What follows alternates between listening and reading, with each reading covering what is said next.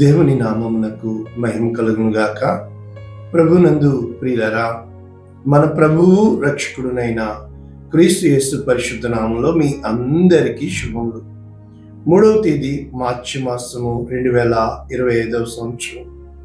ఈరోజు దేవుడు నిన్ను ప్రేమించి నీకిస్తున్న అద్భుతమైన వాగ్దానము, నీవు నా యొద్ద భద్రముగా ఉందువు. నీవు నా యొద్ద భద్రముగా ఉందువు. సమూయేలు మొదటి గ్రంథము 22వ అధ్యాయము 23వ వచనం.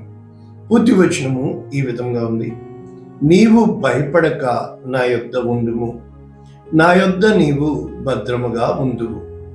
నా ప్రాణము తీయజూచువాడును నీ ప్రాణము తీయజూచువాడును ఒకడే అని అబ్యాతారుతో చెప్పారు. ఎవరితో చెప్తున్నారు? దావీదు అబ్యాతారుతో చెప్తున్నారు. ఏ సందర్భంలో చెప్తున్నారు అనేది మనం చూసే ముందు, అసలు ఎవరి యొద్ద భద్రముగా ఉంటాము అనేది వెళ్లే ముందు, ఈరోజు మనము ఒకసారి ఇంగ్లీష్లో చూసుకుంటే 1 Samuel chapter 22 verses 23, new international version. Stay with me, నాతో ఉండు. డోంట్ బి అఫ్రైడ్, నువ్వు భయపడవద్దు. The man who wants to kill you is trying to kill me too. ఎవరైతే నిన్ను చంపాలి అని అనుకుంటున్నారో నన్ను కూడా చంపాలని అతను అనుకుంటున్నాడు. You will be safe with me, అయితే నువ్వు నాతో భద్రంగా ఉంటావు. ఇది వాక్యము, వాగ్దానం. అయితే ప్రభునందు ప్రియులారా, మనము ఇక్కడ వాక్యము లోతుల్లోనికి వెళ్తే, ఇక్కడ ఈ మొదటి సమూయేలు 22వ అధ్యాయము మొదటి వచనం ఈ విధంగా ఉంటుంది: దావీదు అక్కడి నుండి బయలుదేరి, అంటే అంతకు ముందు 22వ అధ్యాయంకు ముందు 21వ అధ్యాయంలో ఒక సంఘటన జరిగింది. అదుల్లాము గుహలోనికి తప్పించుకుని వెళ్ళిపోయినట్లు మనం చూస్తున్నాం. అయితే మనము ఇక్కడ చూడబోతున్న వాగ్దానము ఏమిటి అని చూసినప్పుడు, ఎప్పుడైతే దావీదు అక్కడి నుంచి దాటి వెళ్ళిపోయాడో, సౌలు అక్కడ ఉన్న తన సేవకులను వెంట పెట్టుకుని వచ్చాడనమాట. ఎప్పుడైతే ఈ నోబు ప్రాంతానికి వచ్చాడో, యెష్షయి కుమారుడు మీకు పొలములను ఇస్తాడా, శతాధిపతులుగా చేస్తాడా, నేను రాజుని కదా అంటే, దేవుడు తన ఆత్మ సౌలును విడిచినప్పటికీ, దేవుడు దావీదును అభిషేకించినప్పటికీ, సౌలు ఇంకా మహారాజే, దావీదు కాదు. కనుక సౌలు దగ్గర అధికారం ఉంది, సైన్యం ఉంది. దావీదును చంపడము క్షణము పని సౌలుకి. అయితే దావీదు పారిపోతూ ఆ యొక్క అహీమెలెకు, అబ్యాతారు అక్కడికి వచ్చినప్పుడు, ఇక్కడ జరుగుతున్నది ఏమిటనంటే, సౌలు ఆ ఊరి వచ్చి నా కుమారుడు అయిన యోనాతాను యెష్షయి కుమారుడితో ఈ నిబంధన చేశాడని మీకు తెలుసు కదా, మీరు నాకు ఎందుకు చెప్పలేదు అని చెప్పుతూ, అక్కడ ఎదోమీయుడకు దోయేగు అనే వ్యక్తి, ఎదోమీయుడు అంటే ఎదోము అంటే ఏషావు, వీళ్ళు ఇశ్రాయేలు యాకోబు సంతానము. కాబట్టి అతను చెప్తున్నాడు ఏమని, ఆ యెష్షయి కుమారుడు పారిపోయి నోబులోని అహీటూబు కుమారుడైన అహీమెలెకు దగ్గరకు రాగా నేను చూచితిని. అక్కడ దోయేగు వారందరినీ చంపేసినట్లు మనం చూడగలుగుతున్నాం. అంటే యాజకులని మొత్తము 85 యాజకులని చంపేశాడు ఈ దోయేగు. ఇది ఇక్కడ జరిగిన కార్యం. అప్పుడు అహీటూబు కుమారుడైన అహీమెలెకు కుమారులలో అబ్యాతారును ఒకడు పారిపోయి తప్పించుకుని దావీదునొద్దకు వచ్చి, ఇది ఇప్పుడు మనము జరుగుతున్న కథ. అంటే ఈ విధముగా నేను పారిపోయి వచ్చి ఉన్నానని. ఇప్పుడు మనము ఒకసారి వాక్యం చూడాలి ఖచ్చితంగా. కీర్తన 52 ఆ రాయబడింది దోయేగు కోసము రాశాడు ఇక్కడ దావీదు కీర్తన. శూరుడా, చేసిన కీడును బట్టి నీవెందుకు అతిశయపడుచున్నావు? దేవుని కృప నిత్యము ఉండును అని చెబుతూ, మోసము చేయువాడా, వాడిగల మంగళ కత్తి వలె నీ నాలుక నాశనము చేయ ఉద్దేశించుచున్నది. మేలు కంటే కీడు చేయుట, నీతి పలుకుట కంటే అబద్ధము చెప్పుట నీకు ఇష్టము. కపటమైన నాలుక గలవాడ, అధిక నాశనకరములైన మాటలే అని చెబుతూ అతని కోసము కీర్తన రాస్తూ అతనికి దేనికోసం ఇచ్చేశాడు? దేవుని తనకు దుర్గముగా ఉంచుకొనక తన ధన సమృద్ధి అందే నమ్మిక ఉంచి తన చేటును బలపరుచుకున్నవాడు వీడే అని చెప్పుకొనొచ్చు. అయితే దావీదు చెప్తున్నాడు, నేనైతే దేవుని మందిరములో పచ్చని ఒలీవ చెట్టు వలె ఉన్నాను, నిత్యము దేవుని కృపయందు నమ్మిక ఉంచుచున్నాను. కాబట్టి ఎవరైతే దేవుని యందు భయభక్తులు కలిగి ఉంటారో వారు ఎంచుకోవలసిన మార్గము ఇది. అహీటూబు కుమారులైన అహీమెలకు కుమారులో అబ్యాతారు అని ఒకడు. ఈ అబ్యాతారుతో దావీదు చెప్పిన మాట ఈరోజు నీకు నాకు చెప్పబడుతున్న రీమా మాట ఏంటంటే, నీవు నా యొద్ద భద్రముగా ఉందువు. ఎవరైనా చెప్పగలరా ఈ మాట మనకి? అంటే ప్రభువునందు ప్రియులరా, నేను నేర్చుకుని మీకు నేర్పిస్తున్న వాక్యము, కరోనా వచ్చింది కదా, బయట వీధుల్లో అంతా కరోనా కరోనా అని చెప్పి ఆ కరోనా వార్డులో ఉండడానికి, అంటే ఉన్న పేషెంట్ల దగ్గర వెళ్ళడానికి భయపడిపోయారే, మరణము చంపేస్తుందని. అప్పుడు వాళ్ళు మనమందరము కూడా లోపల దాక్కున్నాం కదా, ఎక్కడ వ్యాధి వచ్చేస్తుందో అని. అంటే ఒక సేఫ్ గార్డ్, ఒక సేఫ్ ప్లేస్కి వెళ్ళాం కదా. యుద్ధం జరుగుతుంటే ఒక బంకర్లు పెడతారు కదా, ఆ సేఫ్ గార్డ్ కోసం. అంటే క్షేమమైన స్థలము, భద్రపరిచే గది. ఉదాహరణకి ఫ్రిడ్జ్ ఉంది, లోపల భద్రంగా ఉంటాయి, పాడు కావు. మరి ఈ రోజున చెద పట్టకుండా భద్రంగా ఉండడానికి ఈ చికెన్, మనకి ఫ్రోజన్ చికెన్ కొంటున్నాం, అది పాడు కాకుండా ఉండడానికి, నాశనము కాకుండా ఉండడానికి, అంటే భద్రపరిచే స్థలాన్ని ఆ యొక్క సేఫ్ అంటాం కదా, సేఫ్ గార్డ్.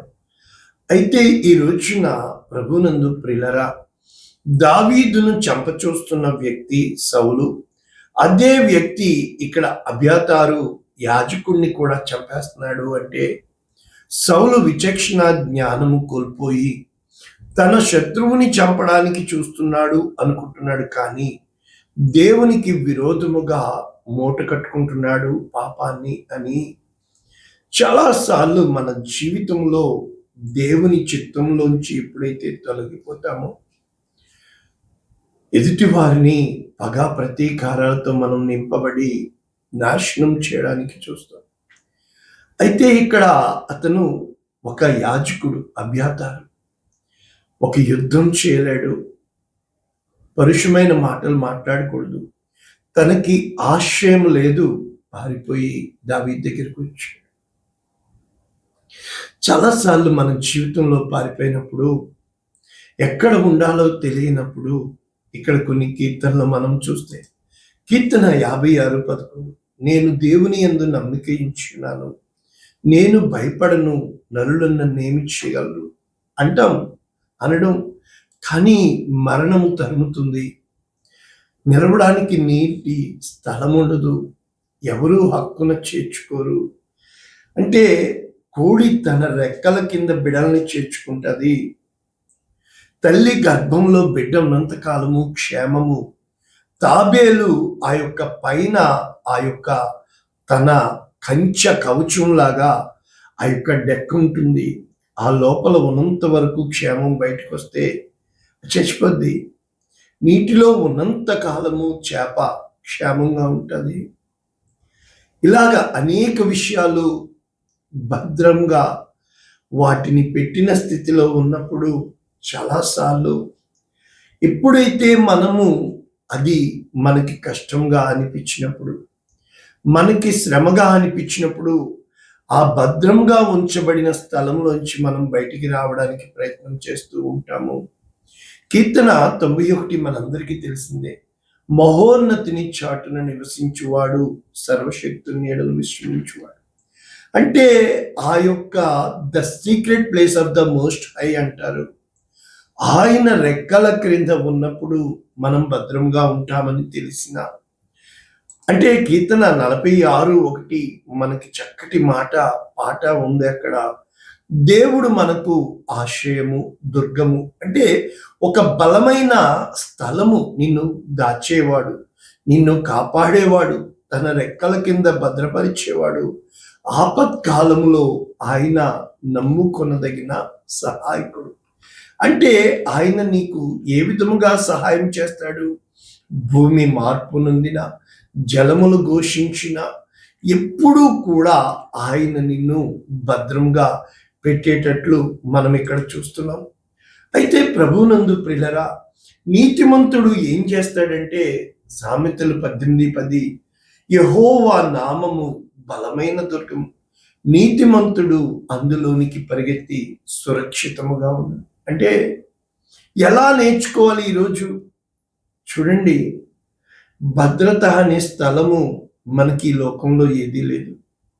కానీ అక్కడ దావీదు చెప్తున్న ఒక్క మాట, నిన్ను చంపజూస్తున్నవాడు, నన్ను చంపజూస్తున్నవాడు ఒకడే.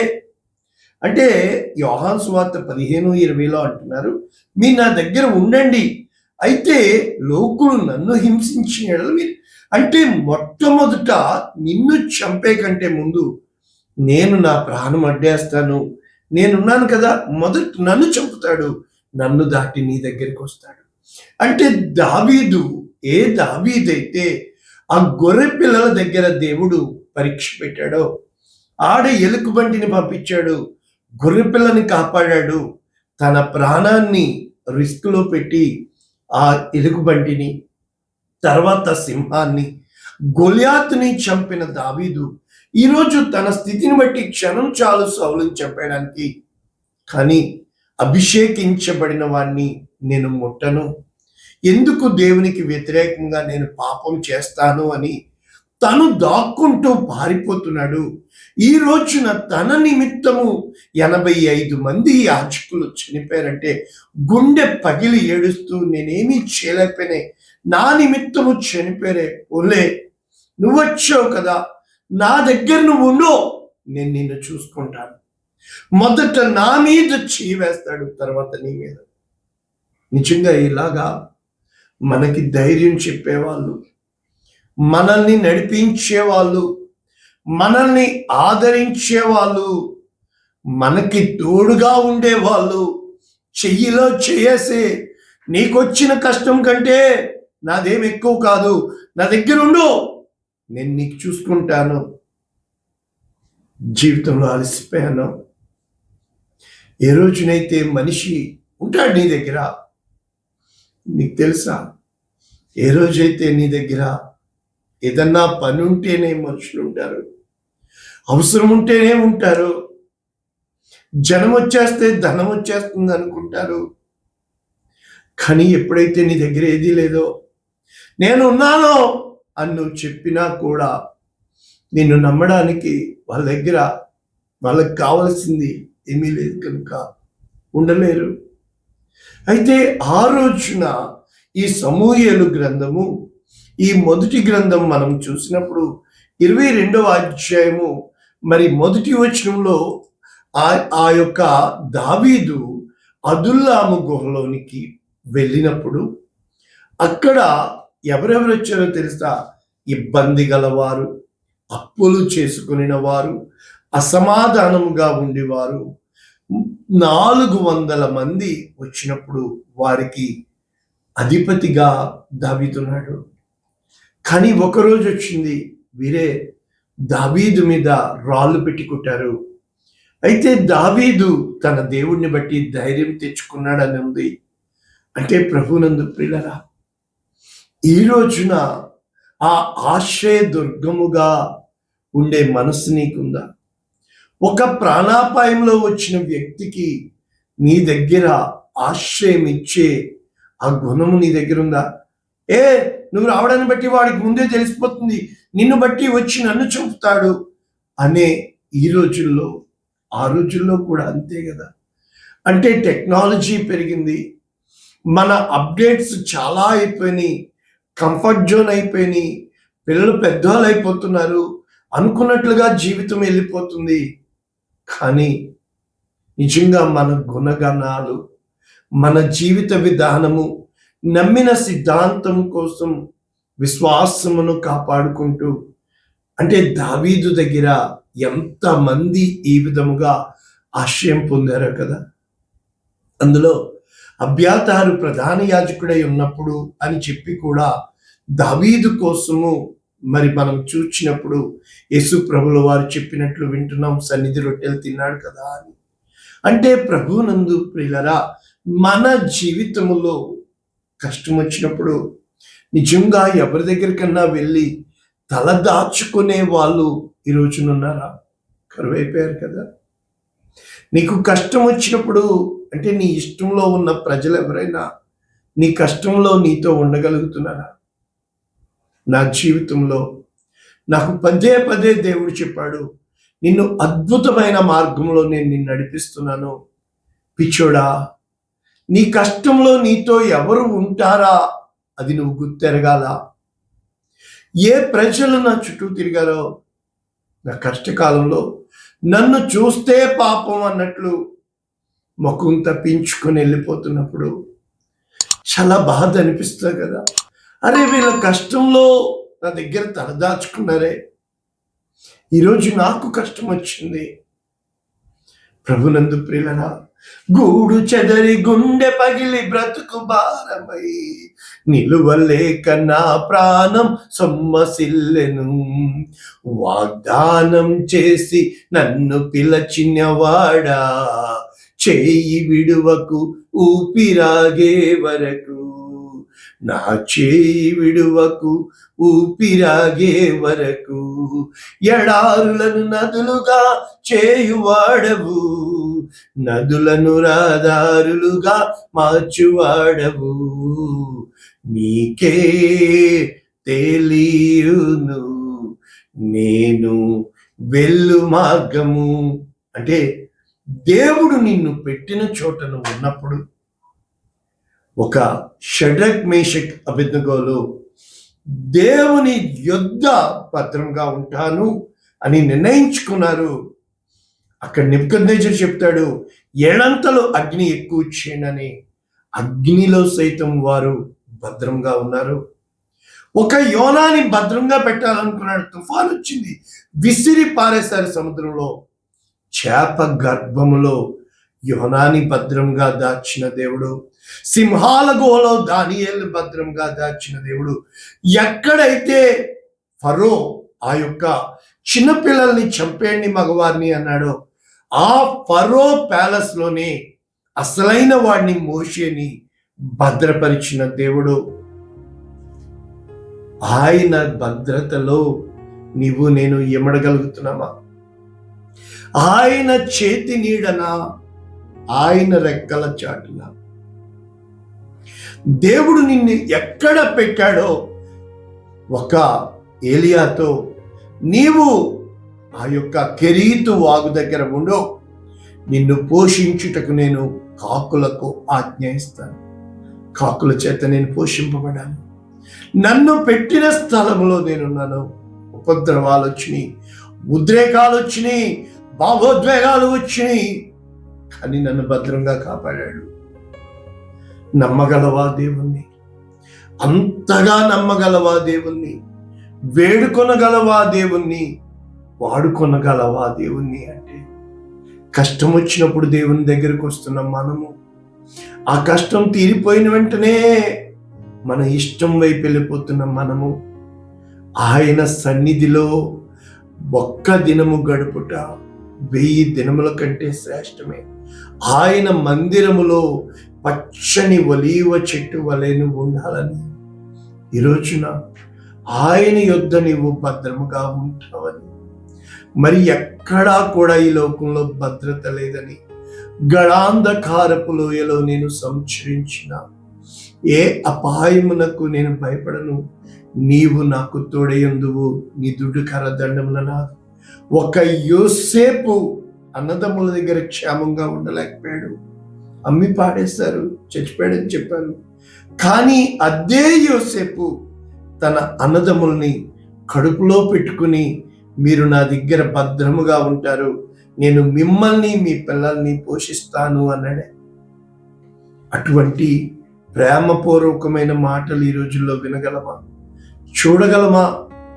ప్రార్థన చేయనా? పరిశుద్ధుడా, ప్రేమ కలిగిన తండ్రి, మేము ఎక్కడ ఉంటే భద్రంగా ఉంటామో ఒక గొంగలి పురుగు భద్రంగా ప్యూపా స్థితిలోనికి వెళ్ళి రెక్కలు విప్పి పచ్చటి చక్కటి ఆ యొక్క బటర్ఫ్లై సీతాకోక చిలుక వలె పైకి ఎగురుతుంది.